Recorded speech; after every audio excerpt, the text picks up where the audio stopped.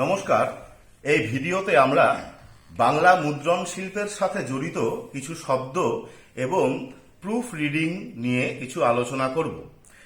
Printing বা মুদ্রণ শিল্পের উন্নতি আধুনিক যুগের অন্যতম বড় অবদান।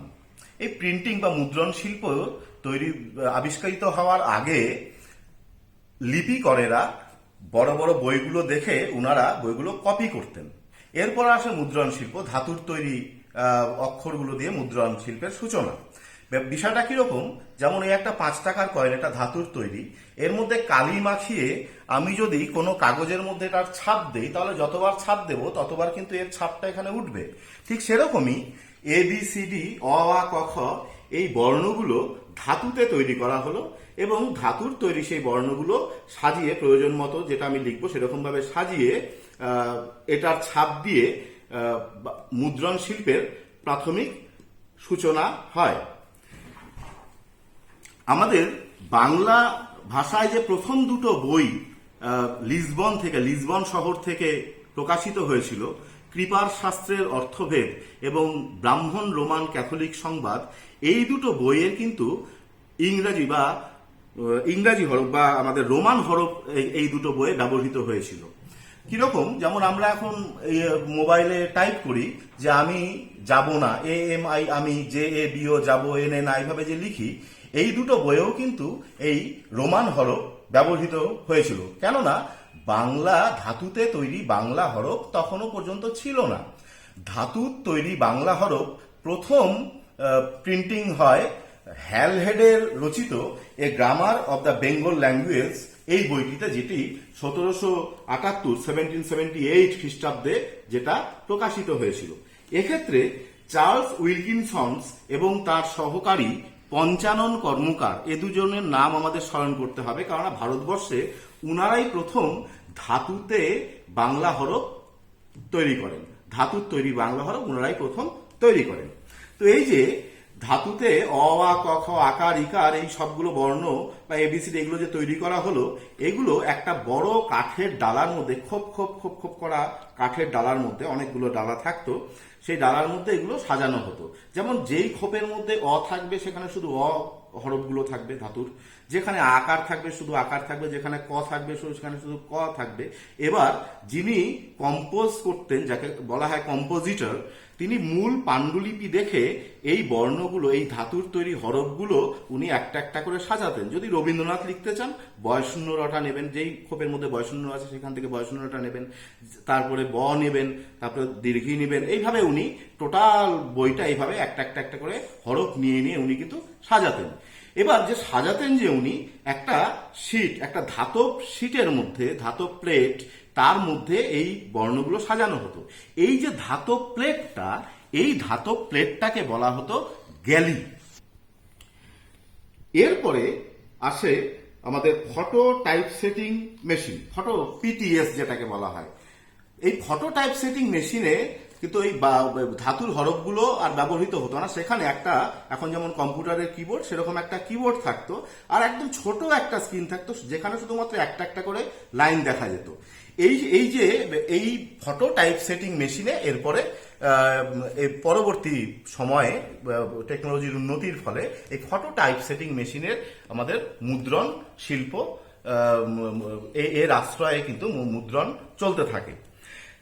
এই যে সীসার তৈরি হরফগুলো দিয়ে যে কম্পোজিশন করা, এই কম্পোজিং এর এই ব্যাপারটিকে বলা হতো হট কম্পোজিং। আর এই যে ফটো টাইপ সেটিং এর যন্ত্রের সাহায্যে যে বর্ণগুলো বিন্যাস করা হতো, অর্থাৎ কম্পোজ করা হতো, সেটাকে বলা হতো কোল্ড কম্পোজিশন। এরপরে আসে DTP, ডেস্কটপ প্রিন্টিং। এই ডেস্কটপ প্রিন্টিং বিভিন্ন সফটওয়্যার এবং ফন্টের সাহায্যে কম্পিউটারে আমাদের মুদ্রণ শিল্পের জগতে একটা বৈপ্লবিক পরিবর্তন এনেছে। তো পাণ্ডুলিপি কম্পোজ করার পরে এই যে মেইন যে টেক্সট পাণ্ডুলিপি বা কপি, লেখক যেটা দিলেন ছাপানোর জন্য, সেটাকে বলা হতো পাণ্ডুলিপি, ম্যানুস্ক্রিপ্ট বা কপি। এই কপিটা কম্পোজ করার পরে, সে হরফ দিয়েই হোক বা এখন DTP করেই হোক, কম্পোজ করার পরে সেই কম্পোজের মধ্যে ভুল থাকতেই পারে, এবং এটা আমাদের দেখা একটা কর্তব্য যাতে ভুল না থাকে। এই যে ভুল যাতে না থাকে সেটা দেখার জন্য যে প্রথম যে প্রিন্টিংটা বের করা হয় সেটাকে বলা হয় প্রুফ। এর আগে অর্থাৎ এই যে গ্যালিতে ধাতব অক্ষর দিয়ে দিয়ে সাজিয়ে গ্যালি প্লেটের মধ্যে যে ম্যাটারটা করা হতো, সেখান থেকে যে ছাপ নেওয়া হতো ভুল আছে কিনা সেটা দেখার জন্য, সেটাকে বলা হতো গ্যালি প্রুফ। তো এই যে প্রুফ বা কম্পোজ করা ম্যাটারের কিছু ভুল আছে কিনা তা দেখা এবং ভুলগুলো সংশোধন করা, চিহ্নিত করা, এটা প্রুফ রিডারের দায়িত্ব। তাহলে প্রুফ রিডার কপি থেকে এই যে মূল পাণ্ডুলিপি বা কপি থেকে কম্পোজ করা ম্যাটারের সংশোধন, এই বিষয়টাকেই বলা হয় প্রুফ সংশোধন। তাহলে যিনি প্রুফ দেখবেন তার তীক্ষ্ণ পর্যবেক্ষণ শক্তি থাকতে হবে, বানান সম্পর্কে স্বচ্ছ ধারণা থাকতে হবে এবং তার সাথে সাথে উনার একটা রুচিবোধ, একটা আর্টিস্টিক মাইন্ডও থাকতে হবে। প্রুফ যিনি দেখেন, প্রুফ সংশোধক বা প্রুফ রিডার, উনি প্রয়োজন হলে উনি কিন্তু লেখকের মূল পাণ্ডুলিপিতেও কিন্তু উনি হস্তক্ষেপ করতে পারেন। যদি মূল পাণ্ডুলিপিতে লেখক কোনো বানান ভুল করেন বা কোনো বানান, যেমন তৈরি বানান, এক জায়গায় উনি তয় রয় রস্যি দিয়েছেন, কোনো জায়গায় তয় রয় দীর্ঘ দিয়েছেন, উনি সেটা সমতা, বানানের সমতা রক্ষার জন্য মূল পাণ্ডুলিপিতেও কিন্তু প্রুফ রিডার হস্তক্ষেপ করতে পারেন। এই প্রুফ রিডার অনেক সময় কি করেন, তার সাহায্যের, তার কাজের সুবিধার জন্য একজনকে মূল কপি বা পাণ্ডুলিপিটা দেন এবং উনি প্রুফ কপিটা নিয়ে থাকেন। পাণ্ডুলিপি বা কপিটা একজন খুব ধীরে ধীরে, সতর্কতার সাথে ধীরে ধীরে পড়ে যান এবং উনি সেটা শুনে শুনে সেই প্রুফ কপিটাতে কারেকশন করতে থাকেন। এই যে মূল পাণ্ডুলিপি বা কপিটা যিনি পড়েন তাকে বলা হয় কপি হোল্ডার। এখন আমরা আরেকটা বিষয় নিয়ে আলোচনা করব, খুব সংক্ষেপে অবশ্যই, সেটা হচ্ছে লাইন স্পেসিং। শব্দে শব্দে যেরকম স্পেস থাকে, এই যে প্রত্যেকটা শব্দের মধ্যে স্পেস বা ফাঁক আছে প্রত্যেকটা শব্দের মধ্যে, ঠিক সেরকমই দেখুন প্রত্যেকটা লাইনের মধ্যেও কিন্তু ফাঁক আছে। এই যে প্রত্যেকটা লাইনের মধ্যে, দুটো লাইনের মধ্যে যে ফাঁক, মুদ্রণ শিল্পের ভাষায় এটাকে বলা হয় লাইন স্পেসিং। এটাকে বলা হয় লাইন স্পেসিং। এক একটা বইয়ে দেখবেন এক এক রকম, কোনো বইয়ে একটু কম ফাঁক, কোনো বইয়ে বেশি ফাঁক, কোনো বইয়ের দেখবেন হরফগুলো বড় বড়, কোনো বইয়ের হরফ ছোট ছোট। তো এই যে এই মাপটা, মেজারমেন্টটা হয় পয়েন্ট দিয়ে। পয়েন্ট হিসাবে এই মাপটা মুদ্রণ শিল্পে এটা পয়েন্ট হিসাবে হয়। হাফ পয়েন্ট অর্থাৎ লাইনের মাঝে ফাঁক, এটা হাফ পয়েন্ট হচ্ছে 1/2, হাফ পয়েন্ট সর্বনিম্ন, তার থেকে কম হয় না, এখানে আপনার এখানে বেশি আছে। এবার পাণ্ডুলিপির ওপরে লেখক এই পয়েন্ট এবং কত পয়েন্টে লেখাটা হবে, কত পয়েন্ট দুটো লাইনের মধ্যে ফাঁক থাকবে, সেটা উনি নির্দেশ করেন। কিরকম ভাবে নির্দেশ করেন, যে পাণ্ডুলিপির ওপরে এরকম উনি লিখে দিতে পারেন 10/10 হাফ, তার মানে 10 পয়েন্টের লেখাটা হবে 10 পয়েন্টের, আর হাফ পয়েন্টের হবে হচ্ছে 10 পয়েন্টের লেখা, হাফ পয়েন্টের ফাঁক। এই তার মানে 10 পয়েন্ট হচ্ছে টাইপ অন, আর এই 10.5 পয়েন্ট হচ্ছে বডি। 10 পয়েন্টের লেখা আর 10 লেখা এবং ফাঁক মিলিয়ে হবে 10.5। যদি উনি মনে করেন যে আমার লেখাটা একটু বড় বড় হবে, তাহলে উনি লিখে দিবেন যে 12 এবং ফাঁকটাও একটু বেশি দিবেন, হাফের থেকে একটু বেশি 1 দেবেন, তাহলে কি লিখবেন 13, 12/13, অর্থাৎ 12 পয়েন্টে হবে আমার লেখাটা, আর 12 পয়েন্ট সাইজের লেখাটা হবে, এবং 13 পয়েন্টে লেখা এবং ফাঁক মিলে 13 পয়েন্ট, তার মানে 12 পয়েন্ট লেখা প্লাস 1 প্লাস যোগ 1 13। এইভাবে পাণ্ডুলিপির উপরে এটা এই লাইন স্পেসিং, এটাকে বলা হয় লাইন স্পেসিং, এই বা লেড, এই জিনিসটাকে উনি এভাবে চিহ্নিত করতে পারেন। এখন প্রশ্ন হলো যে প্রুফ রিডার, উনি তো প্রুফটা কারেকশন করলেন, উনি ভুল কিছু ধরলেন, ধরার পরে উনি সেটা কারেকশন করবেন কিভাবে, এটা একটা প্রশ্ন। যেমন এখানে আমি একটা লিখলাম যে, ধরি লেখা ছিল, মূল পাণ্ডুলিপিতে লেখা ছিল নাম তারক পাল। এবার যিনি কম্পোজ করলেন তিনি লিখলেন নাম তার কপাল, এটা আমার ফেসবুক থেকে একটা জোকসে আমি পেয়েছি, তার কপাল। তাহলে উনি যে প্রুফ রিডার, যিনি প্রুফ সংশোধন করছে, তাকে তো, যে কম্পোজার, তাকে তো বোঝাতে হবে তুমি এখানে ভুল করেছো। কি কি ভুল করেছো? প্রথম, উনি এই নামটা এখানে দেখুন বোল্ড মোটা হরফে আছে, উনি মোটা হরফটা দেয়নি, এবং এখানে একটা এই কটা এখানে চলে গেছে, কটা পয়ের সাথে লেগে গেছে, যার জন্য এই বিভ্রান্তি।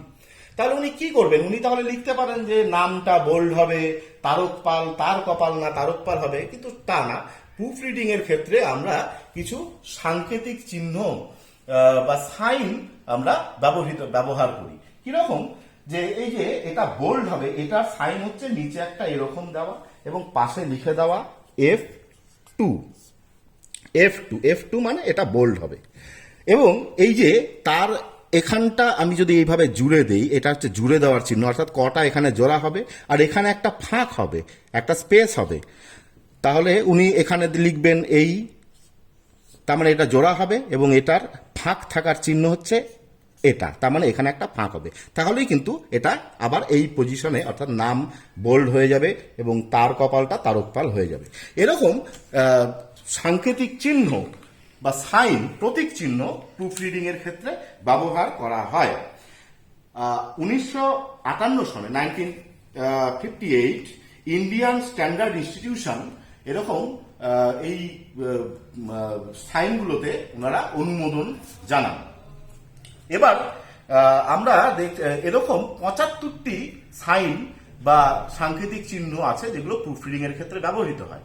এর মধ্যে অনেকগুলি এখন আর ব্যবহৃত হয় না, যেমন ভাঙা হরফ পাল্টে দিন বা লাইন বাঁকা, এই ধরনের সাইনগুলো। কারণ এগুলো যখন আমাদের এই ধাতুর তৈরি মুদ্রণ, ধাতুর বর্ণগুলো, হরফগুলো দিয়ে যখন মুদ্রণের কাজ চলতো, তখন এগুলো বিভ্রান্তি বেশি হতো। এখন আর এই ভাঙা হরফ টরফ যেহেতু প্রশ্ন আসে না ডিডিপির যুগে, তাই এই চিহ্নগুলো কিন্তু এখন সেরকম ভাবে ব্যবহৃত হয় না। এখন আমরা এই প্রুফ রিডিং এর ক্ষেত্রে চিহ্নগুলো কিরকম সেটা আমরা দেখার চেষ্টা করব।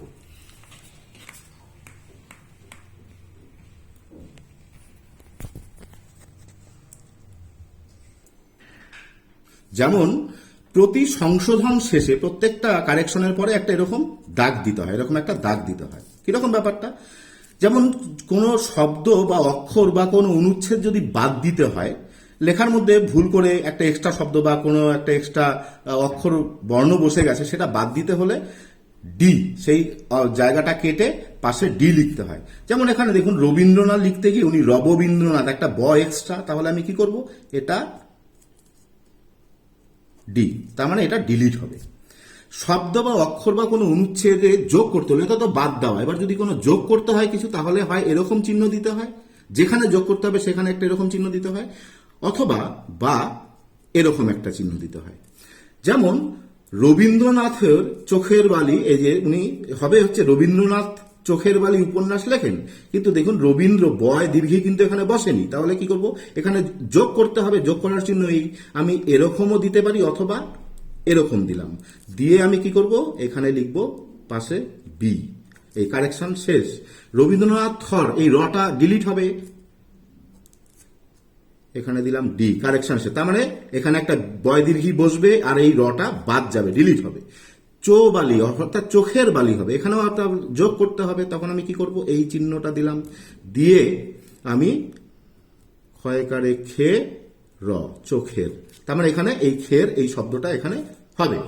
এবার ঊর্ধ্বকমা বা উদ্ধৃতি চিহ্ন বসাতে হলে তার চিহ্ন এই, এই যদি আমি ঊর্ধ্বকমা বসাই এই হবে, আর যদি আমি উদ্ধৃতি চিহ্ন বসাই তাহলে এই বা এই এরকম হবে। যেমন তিনি জানালেন রবীন্দ্রনাথের 2-3টি উপন্যাস পড়েছে, এখানে শেষ হয়েছে কিন্তু শুরুর ইয়েটা উনি দেননি ভুল করে, যে কম্পোজার, তখন কি করতে হবে আমাদের, এখানে এই চিহ্ন দিয়ে আমার লিখতে হবে, অর্থাৎ দুটির জন্য এখানে বসবে। রবীন্দ্রনাথের 2-3টি এবং 2-3টি, দেখুন এখানে একটা ঊর্ধ্বকমা, এখানে একটা ঊর্ধ্বকমা হবে, এটা যেমন উদ্ধৃতি চিহ্ন হলো ঊর্ধ্বকমা, তখন আমার এই জায়গাটা একটা এরকম দিয়ে এদিকে দিতে হবে, এই কারেকশন শেষ, এই প্রত্যেকটা শেষে এরকম দিতে হবে। হরফ মোটা করতে হবে, যদি কোনো হরফ মোটা করতে হয় তাহলে এরকম এর নিচে, হরফের নিচে এইভাবে দিতে হয়, এবং তারপর F2 এটা লিখতে হবে।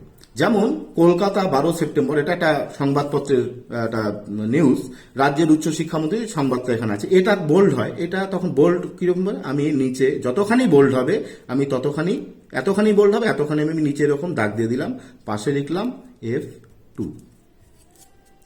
তার মানে এটা এইটুকুন বোল্ড হবে। শব্দ বা অক্ষরের ফাঁক যুক্ত করতে হলে, এবার ফাঁক আছে সেই ফাঁকটা যুক্ত করতে হবে।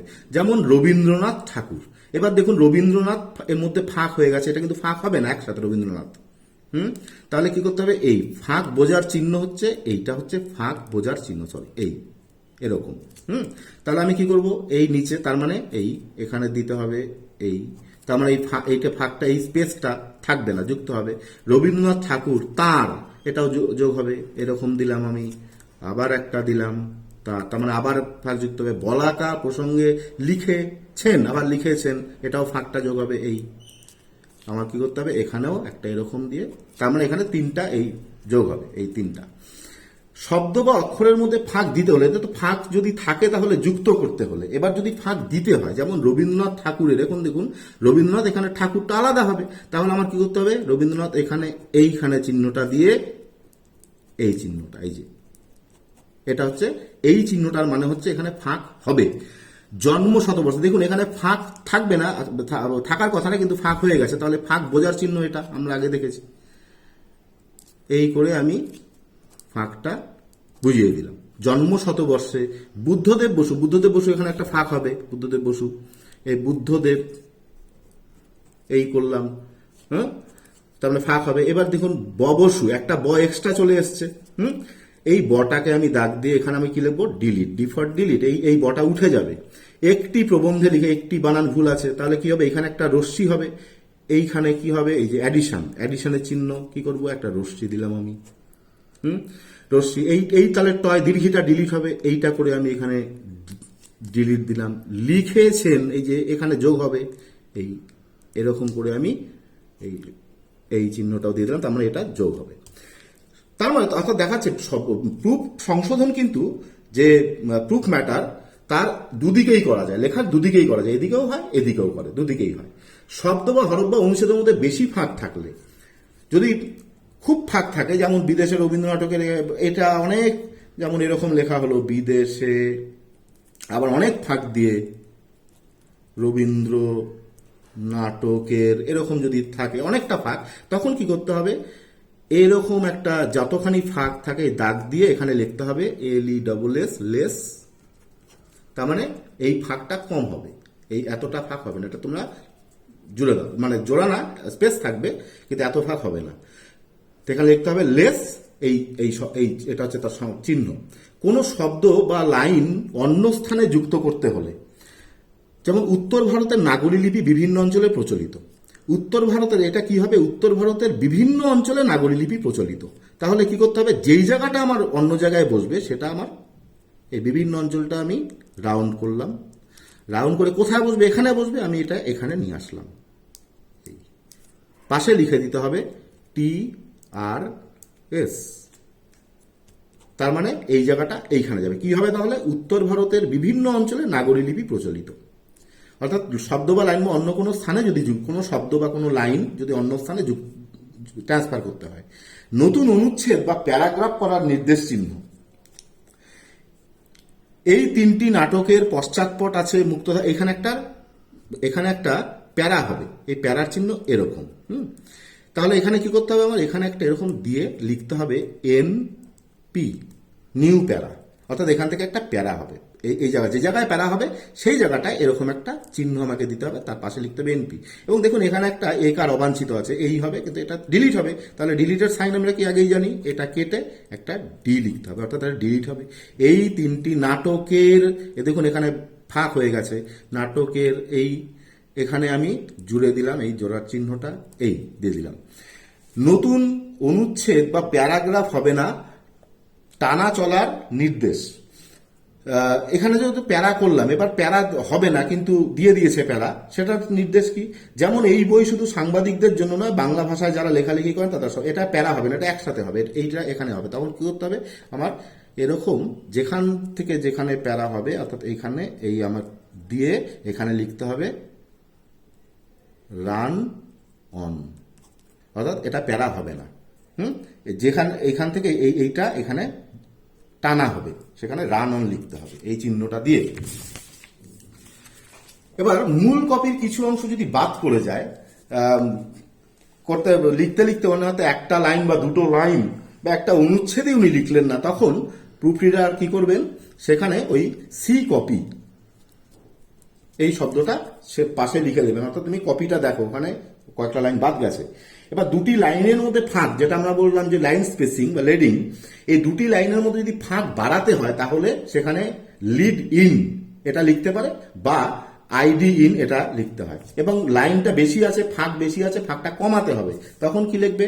ID or DI. এগুলো হচ্ছে চিহ্ন, লাইন বাড়ানো কমানোর চিহ্ন। এবার আমরা একটা প্রুফ আমরা দেখে ফেলি। যেমন এটা হচ্ছে গোপাল ভাঁড়ের তারাগোনা। এখানে তিনি লিখেছেন, দেখুন প্রথম যে ভুলটা হয়েছে সেটা হচ্ছে এটা বোল্ড আছে গোপাল ভাঁড়, এটা এটা ধরলাম এটা ম্যানুস্ক্রিপ্ট, এটা মূল পাণ্ডুলিপি কপিটা, এখান থেকে এইটা হচ্ছে উনি কম্পোজ করলেন। তাহলে প্রথম ভুল হয়েছে গোপাল ভাঁড়ের তারাগোনা, এই এই লাইনটা উনি লিখলেন, এটা বোল্ড আছে, মোটা হরফে আছে, এটা উনি মোটা হরফ দেন নাই। তাহলে মোটা হরফের ইয়েটা কি, কতখানি পুরোটা করতে হবে, যতখানি করতে হবে ততখানি নিচে এরকম দাগ। যদি শুধু গোপাল মোটা করতে হয় তাহলে শুধু গোপালের নিচে, কিন্তু এখানে পুরোটা দাগ দিয়ে কি লিখতে হবে আমাকে? F2, অর্থাৎ এটা মোটা হবে। ফার্স্ট আমার কারেকশনটা গেল। তারপরে দেখুন গোপাল, এখানে আছে গয়কার পয়াকার ল, গোপাল, এখানে উনি লিখেছেন গয়কার প ল, তাহলে একটা আকার লাগবে। অ্যাডিশনের চিহ্ন কি? এই অ্যাডিশন চিহ্ন, এখানে একটা আকার। গোপাল ভাঁড়ের ভয় চন্দ্রবিন্দু উনি দেননি, তাহলে কি হবে? চন্দ্রবিন্দু এই তার চিহ্ন, এই আমি চন্দ্রবিন্দু দিয়ে দিলাম উপরে। ভাঁড়ের তারাগোনা, একটা র এক্সট্রা আছে, এই রটা বাদ যাবে, তারা হবে, তাহলে এই কেটে দিয়ে আমি কি করলাম? D for delete. তাহলে এই কারেকশনটা শেষ হয়ে গেল, এই লাইনের কারেকশন শেষ। এবার আসি একদিন নবাব, একদিন, দেখুন দয় রশ্মি হবে, দয় দীর্ঘি দিয়েছে, তাহলে এখানে আমার একটা রশ্মি দিতে হবে, অ্যাডিশন, এই অ্যাডিশনের চিহ্ন আমি কি লিখলাম? দয় রশ্মি দিলাম একটা, তার মানে এখানে রশ্মি হবে, তাহলে এই দয় দীর্ঘিটা ডিলিট হবে। এটা কেটে দিয়ে আমি কি করব? এখানে লিখব ডি, অর্থাৎ ডিলিট। নবাব মহারাজা, এখানে জয়াকারটা হয়নি, তাহলে এখানে একটা অ্যাডিশন হবে, এটা অ্যাডিশনের চিহ্ন যা, এখানে তার মানে একটা যা হবে। কৃষ্ণচন্দ্রকে, এটা একসাথে হবে, কৃষ্ণচন্দ্র, এখানে আমি চিহ্নটা দিয়ে দিলাম। কৃষ্ণচন্দ্রকে খবর পাঠালেন যে তার ইচ্ছে, এটা ফাঁক হবে, তার ইচ্ছে দুটো আলাদা আলাদা শব্দ, তাহলে এখানে আমি এটা দিয়ে আমি কি করব? এই এখানে একটা ফাঁক হবে। গোটা, এখানে গোতা আছে, তাহলে টয় আকার, গোটা। পৃথিবীটা মাপা হোক, দেখুন মাপা না, তার ময়াকারটা আগে আসবে, পাটা পরে যাবে, তখন কি করতে হবে আমাকে? এই তার মানে এই মাটা আগে আসবে, পটা পরে যাবে, তার চিহ্ন এই। তার পাশে কি লিখতে হবে আমাকে? TRS, তার মানে এটা আগে পরে হবে। মাপা হোক এদিক থেকে ওদিক, এ সীমা থেকে, কিন্তু এখানে উনি ভুল করে এটা দেয়নি, মূল পাণ্ডুলিপিতে এ সীমা আছে, তাহলে আমার কি করতে হবে? এখানে একটা এ যোগ করতে হবে, এ সীমা থেকে ও সীমা, ও আর সীমার মধ্যে ফাঁক আছে, ফাঁকের চিহ্ন এটা, ও সীমা। তিনি খুব খুশি হবেন, এটা দেখুন একসাথে আছে, তিনি খুব খুশি হবেন একসাথে আছে, কিন্তু এখানে একটা প্যারা উনি দিয়ে দিয়েছেন, তাহলে প্যারাটা হবে না, এখানে কি করতে হবে আমাকে? তাহলে এই চিহ্ন দিয়ে কি লিখতে হবে? রান অন, তাহলে প্যারা হবে না। তিনি খুবই খুশি হবেন, কিন্তু রশ্মি তো নেই, তাহলে রশ্মিটা ডিলিট হবে, রশ্মি ডিলিট হলো, ডি ফর এই রশ্মিটা। খুব খুশি হবেন, এরই সঙ্গে যদি মহারাজ নিজে এই যে নিজে আকাশের সব তারা হবে, মহারাজ নিজে, তাহলে এখানে একটা ফাঁক হবে, এই ফাঁকের চিহ্ন, এখানে একটা স্পেস হবে। হ্যাঁ, নিজের আকাশের একসাথে হবে, এই সব তারা, তাবা হয়েছে, এখানে একটা র, তারা। গুনে ফেলেন ন হবে এখানে একটা, তাহলে এখানে একটা ন বসবে, ন। মহারাজা চমৎকৃত হয়ে বলেন, এখানে হবে ভাববেন না আমি অনিচ্ছুক, এখানে রশ্মি একটা হবে, তাহলে এখানে একটা অ্যাডিশন, রশ্মি, অনিচ্ছুক। কিন্তু আপনি আমাকে যা যে আবার করতে হবে, তখন কি হবে? আবার এই করতে, TRS আমরা কি লিখবো? TRS করতে বলছেন, সে তো একদম অসম্ভব। নবাব বললেন, এই যে নবাব বললেন, এখানে একটা এ হবে, বললং হয়ে গেছে, একার হবে একটা, তাহলে কি এই অ্যাডিশন, কি অ্যাডিশন হবে, একার, একার একটা, এখানে আমি একার এখানে লিখে এগুলো। পারলে কাজটা করুন, পারলে কাজটা করুন বলে এখানে কিন্তু একটা দাড়ি আছে, কিন্তু দাড়িটা উনি দেয়নি, তাহলে এখানে দাড়িটা আমার যোগ করতে হবে, এইখানে একটা অ্যাডিশনের চিহ্ন দিয়ে দাড়ি, এখানে কি হবে, দাড়ি হবে। মহারাজা ভেঙে পড়লেন, মহারাজা ভেঙে পড়লেন, এখানে ডয় শূন্যরা হবে, ডয় শূন্যরা, পড়লেন। তারপরে দেখুন ভেঙে পড়লেন, পরে এখানে উনি আবার একটা প্যারা দিয়েছে, কিন্তু প্যারা হবে না, তখন আবার আমাকে এটা এই যোগ করে রান অন এই শব্দটা লিখতে হবে, তার মানে এটা একসাথে যাবে। নবাবের দাবি মেটানো, এই যে এখানে ন হয়নি কিন্তু, তাহলে এখানে আমার একটা অ্যাডিশন দিতে হবে, ন লাগবে একটা। নবাবের দাবি মেটানো কি করে, দাবি মেটান, মেটান টয় আকার হবে একটা, তাহলে এখানে একটা আকার হবে, এই আকার, হ্যাঁ, কি করে, সেই এখানে দেখুন ইয়াটা অনেক বেশি, ফাঁকটা অনেক বেশি, তা আমি কি দেখেছিলাম যে ফাঁক যদি বেশি থাকে তাহলে কি করতে হয়, লেস এই শব্দটা লিখতে হয়। তখন আমরা কি করব, এখানে চিহ্নটা দিয়ে আমি এখানে লিখলাম LESS লেস, এই এই জায়গাটায় এই ইয়াটা হবে, এই যে, তার মানে এতখানি ফাঁকা হবে না, তার এই যে ইয়া দিয়ে আমি এখানে লেস এই চিহ্নটা দিয়ে দিলাম। কিছুক্ষণ যেতে না যেতেই গোপাল ভাঁড় এসে উপস্থিত, সে বলল, কিন্তু আসলে কি ছিল, কিছুক্ষণ যেতে না যেতে গোপাল ভাঁড় উপস্থিত, মহারাজাকে অমন হতাশ দেখে নিজের গোফে তা দিয়ে সে বলল, এখানে কিন্তু এগুলো উনি লেখেননি, এসে উপস্থিত সে বলল, মহারাজাকে এমন হতাশ, এগুলো লেখেননি। গোপাল ভাঁড় এসে উপস্থিত, তারপরের থেকে এগুলো এখানে বাদ গেছে, তাহলে এখানে আমি কি করব, এখানে আমি চিহ্ন দিয়ে লিখে দিব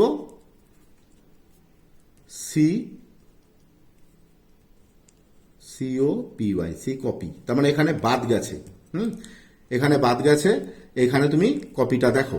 সে বলল, মহারাজ এ কি দেখি না, এ কি দেখছি হবে, তাহলে এখানে একটা খ যোগ হবে, তাহলে এই করে আমি খ যোগ করলাম। মহারাজ এ কি দেখছি, কিছুক্ষণ যেতে না যেতেই গোপাল ভাঁড়, যেতেই না, এখানে ই নাই, যেতে না যেতে আছে, তাহলে এখানে একটা ডিলিট হবে, ডিলিট। গোপাল ভাঁড় এসে উপস্থিত, তারপরে যে এখানে বাদ গেছে জন্য সি কপি। তো এই মুদ্রণ শিল্পের সাথে জড়িত, এটা একটু অনেক বড় অনেক সাবজেক্ট এবং অনেক এখানে অনেক কিছু বলার আছে, কিন্তু আমরা যতখানি খুব সংক্ষেপের মধ্যে যতখানি সম্ভব আমরা ততখানি এখানে দেখানোর চেষ্টা করলাম। ধন্যবাদ।